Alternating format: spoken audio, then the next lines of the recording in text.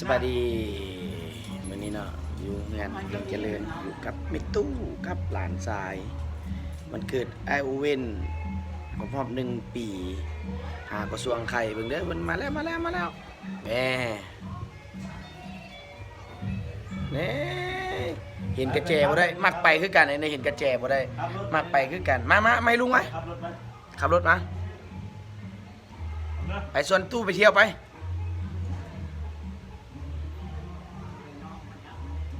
อ่านโอ้ย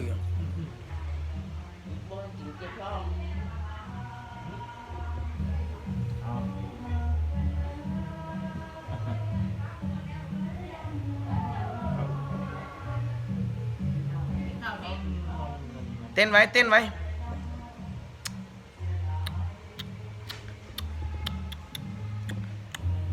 จ้ะ เต้นไว้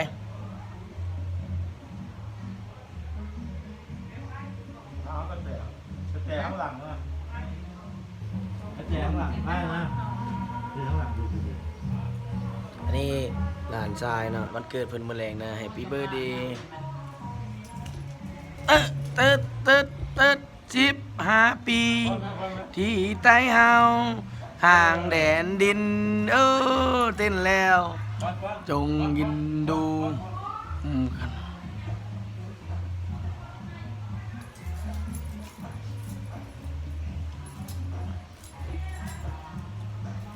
เต้นมาดีนะครับ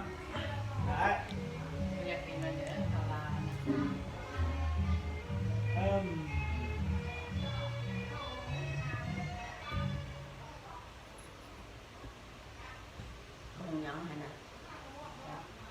ตอนนี้คานเป็นตัวนี้นะคานเพิ่นย่างเป็นที่ซ้ำใด โอ้ยมันย่างพันได้เป็นชื่อหรอก แต่พี่ มันเก่งก็อย่าง นั่นโทรมาหน่อยอากินหวานตัวแม่เป็นไร มันยังอ่อนมันยังมันบ่ได้แหง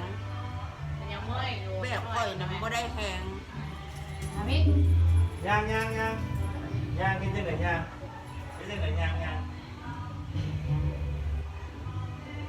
บ่ได้แม่คน เรื่องเรื่องค้า คนปุ๊บไก่ตู่ออก เรื่องค้า ใคร อากิมันจะไปกู้เครื่องระบาดตัว อันนี้เม็ดตู้หนองคอนนี่นะเม็ดตู้หนองคอนตู้โอเว่นวันนี้มาร้านเพิ่น กินจังเลย อ๋อ อ้ามไหมอ้ามไหมเสื้อเป็นเครื่องสโลงนะ อันนี้เมโอเว่นนี่นะ ตู้มันนั่งตัดทางเขา นั่งที่บ่นั่งเลย อยากยืนอยากไปอยากย่าง มันยังอ่อนอยู่มันนอนห้องหมอนะ กำลังห้าว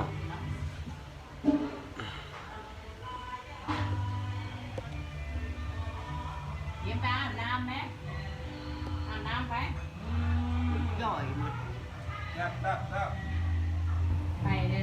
ทำงานนอกหมดมีทั้งแง่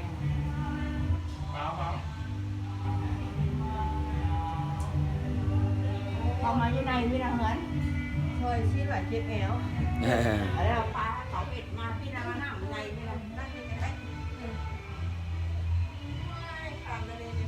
หลานชายก็ขโมยมาอยากจะเพื่อเนาะเมื่อบุญแล้วนะอันเตรียมเครื่องแล้วไหวจันทร์เมื่อแล้วว่าบ่เมื่อจะเมื่อบุญแล้วมันก็เมื่อมา คำคิดว่าเขาเมือรถอย่างนั้นนะเราไปพูดเพื่อนที่พูดแล้วไปเนี่ย หมดหน่อยอยู่บ้านเด้ออยู่บ้านเพียงเจริญบ้านเกิด นี่เขาพลาดถูกเลยนะ อันนี้เอง เอิ้น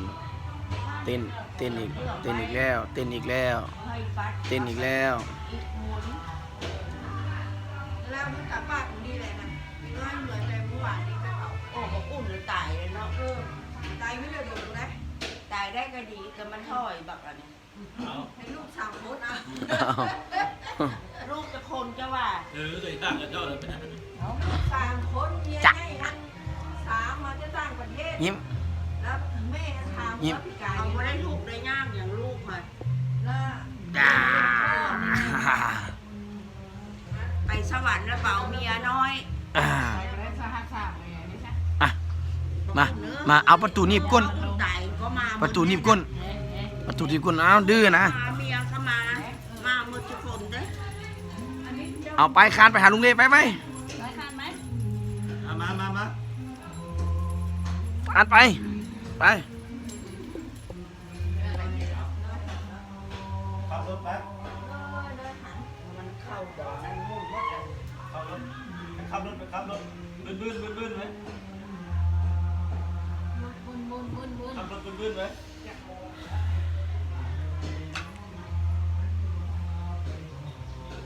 ขับรถบื้น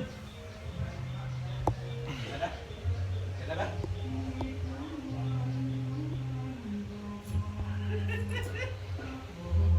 บ่โน่ อยู่บ้านมาอย่าร อ เว้นเอาไปไหมเอาไปไหม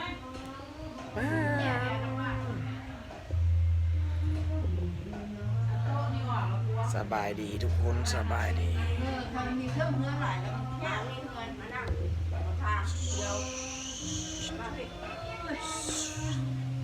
อะไรพอแล้วบอก อีติ๊กก็แรงมันชิมาเขาว่าโอ้ยแรงคนได้มามันมุ่งอยู่เหมือนท่านเขาดัดตัวนะ นี่สองเมตรวานนี่เขาไปนั่งหกโต๊ะนี่ท่าน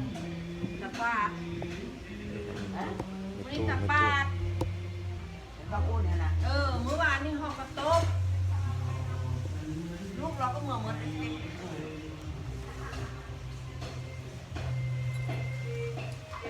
อันเมื่อก็อุ่นตายก็มาไม่ใช่ลูกมาล้างมา นั่ง เขารู้จักซ้ำแล้วเขารู้จัก เอานี่เอานี่ เขารู้จักซ้ำเขารู้ นี่ จัก นี่ โอ้ นี่ลุงมานี่ เด่นลุงกีน อะไรมาเมื่อ สิไปใส่ก่อนเดี๋ยว นี่ อันลูกนางเขามีเมื่อ นี่กระเจยพี่กระเจยพี่ กระเจียวกระเจียวก่อนเอากระเจียวก่อน ด้าน กระเจียวลุง ด้าน กี ไม่ ก่อน ขาวก็ มาไหนมาเอากระเจยได้เอาบอ ค่อยนี่แหละเหตุ กระเจียวก่อนไหม เอา บุมีกระเจียวไปบ่ได้ ใหญ่ใหญ่ไม่ค่อยใหญ่ เอาบอกระเจย บุมีกระเจียวไปบ่ได้ ยังอันนี้ยัง เอาบ น้ อ อยนะ เอาบอเอาเครียดอ่ะ ค่อยเว้นได้บ้างบ้างได้ยาวค่อยบ่ได้อ้าวบ่ได้ก็เชื่อค่อยได้มันมึนได้นี่นะเล็กน้อยมากผู้อื่นก็ยังได้ค่อยบ่เห็นได้มาเที่ยวบ้านจันว้าวแล้วเมียมันก็อุ่นได้นะวันจันทร์มาให้กินให้เรื่องมันโคตรมาก เอาซ้ำนี่เด้อบาย